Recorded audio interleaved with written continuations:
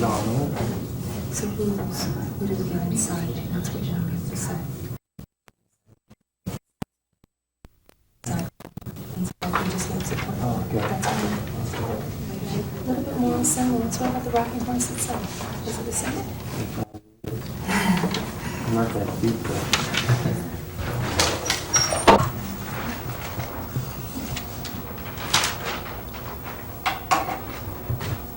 What aspect of government? What about government? Okay, and just see who wants to work with that. David, go ahead. Do you feel? We put everyone down to that low level. We're bringing everybody in a way below average. I don't know that we want to go as far as to say mentally retarded, but we can certainly suggest that slow. Okay, we've got a very slow mind here. And we'll take a look at her. Even though she's slow, and she's certainly a conformist in the government, do you see any rebellious elements in Hazel at all? Yeah, she wanted to Go ahead, Rex. she thought she'd do a good job as handicapper general, and she brought some suggestions of what she'd do if she was the HG. Yeah, but that would suggest that she wants to be the perfect conformist in a way, rather than a rebel, Well, no? she doesn't want to be like everyone else. She wants to be up there. Good, she wants to have Charge, power, she yeah. wants to be in charge. Krista, go She ahead. also wanted to put holes in her husband's thing on his neck and Good. take some of the lead out. So Yeah. This is the perfect member of the society, right? The person that they're trying to get everybody to equal. And in fact, even she would like to break the law if it meant to make her husband a little more comfortable. So then we've got a real interesting thing that Vonnegut's raising in the story. If in fact she is the norm, and she is the one that they're all coming to her level, but she too would be questioning in her own way the government. Even though in many other ways they conform, and we'll talk about why they conform. David, question? She's even envious of her husband's handicap. Yes. He's using, Good, and that I think is what Rex was suggesting when he was saying she wants to be a little special. She wants to be in charge. She thinks she would make the perfect government official, person in charge, and also she almost envies his handicaps. And again, we were kind of laughing about that that. maybe she's like representing the perfect, the government would see as a perfect subject because she's willing to like accept all their terms and stuff, like eagerly accept them. She wants to accept the handicap and stuff like that. Well, I don't think so, because I think society, they portrayed her as that person that everyone is going to be like, but then he shows her wanting to break a law. Yeah, she doesn't accept it to me, because he's showing that even if everybody was brought down to that level and supposedly equal, that even the normalest person, even the average person, would want to break a law, question their authority, I think. Might question authority. Now notice when she questions or she suggests that maybe we could do this on the side, just in our own home. She's not seeing it as a real rebellious thing, but just in our own home we'll break the law. He is the one that responds. And he's the one that rejects that. Why? Kristen, go ahead. he also says there's a part when they're watching the ballerinas, and he says for a minute the thought enters that the ballerina should not be handicapped. Yes. So he's kind of rebellious too. He's Yes. thinking that maybe Cheating on the laws, what do you think is going to happen to society? So, you know what I'm saying? He's the one who has the most handicaps, and then she's the one that questions the law and tries to put her back in her place. Okay, so when we're going to ask, why would any society be willing? Why would any society be willing to go along with such outrageous laws? One of the reasons that Jamil is suggesting is what? Again, that would be back to the inequality of people. Good. Now let's see. How do they define Dark Ages in the story? What are the Dark Ages? According to George and Hazel, what do they see the Dark Ages like? Maybe now. And can you be specific? What now with competition? Yeah, competition. Yeah, that's the line that you want to get on 1182, where we get him saying, and let's find it right where. Sure. $2,000 fine for every ball you take out, or 2 years in prison. Both. And Yeah, it's pretty stiff fines for removing one of those balls from his bag. 2 years. And melodic voice. Okay. She starts off by saying, "Excuse me." She apologizes. Yeah, she's apologizing. For something that should be seen as a strength. Yeah.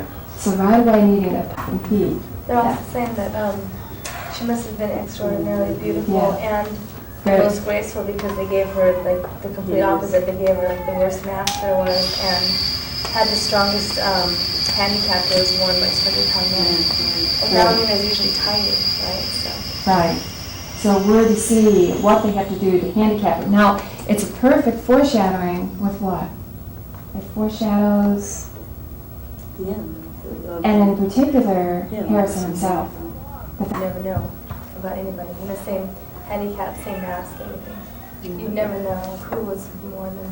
Like it's just a black mask, but they've given more, they're punishing them more for more beautiful they You are. can already tell. And in a way, making them stand out. So it- Down all of his hindrances, so maybe they look a lot smaller next to him. Or do you need bigger? He's outgrown them in the sense of what? How has he outgrown his handicaps is what she's asking. Getting smarter. He's in a way, they've got to keep on coming up with other things. He gets stronger, he's getting bigger. There is no way that they can find to keep him down. So in that sense, everything that they devise, now why is that? Why every handicap that they devise is somewhat, that he's certainly surpassing it? He's smarter than the people making it. Yeah, because the people that they have doing it are, again, low-level intelligence. And so that emphasizes the fact that another aspect of an incompetent government, that they can't really keep down somebody like Harrison Bergeron. But then the fact that they shouldn't do it. Sure. While they're still gettable.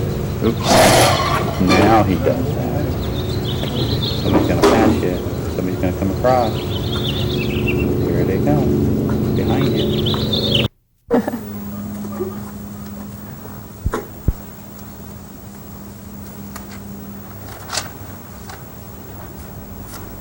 Courtney?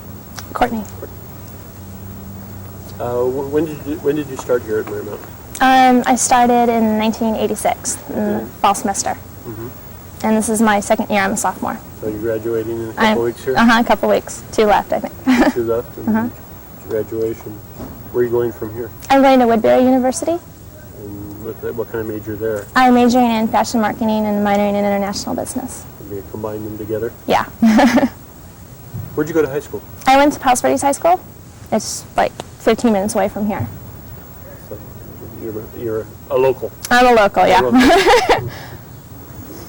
Why did you come to Marymount in the first place? I came here, one, because of the location, and mostly because it's a small school, and I needed, coming out of high school, my grades weren't that well, so I needed like the individualism that you get here from the teachers, a one-on-one type of thing. What was it about the location that? It's close to my house, one, so I commute. I live at home, and it's really a pretty campus.